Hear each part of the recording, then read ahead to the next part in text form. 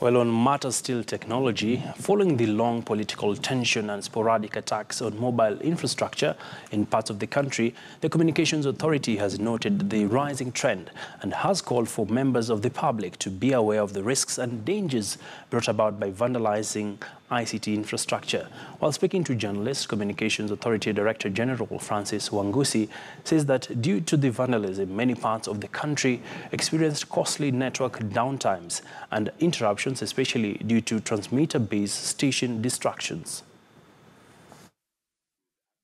The recent upsurge in incidents of destruction of ICT infrastructure in some parts of the country. These incidents have been occasioned by terrorist attacks, specifically in Mandera, Garissa, and parts of Lamu counties. Vandalism of mobile telecommunication masts and other forms of infrastructure has also been noted in some parts of the country, particularly in Kisumu County in the aftermath of the just concluded electioneering process. One base station approximately costs 35.5 million Kenya shillings.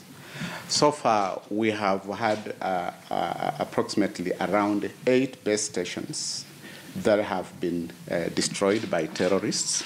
And that in itself, you can do some bit of mathematics and you know how much has been lost in the industry as a result of the wanton destruction of those properties. Both election and terrorism? Both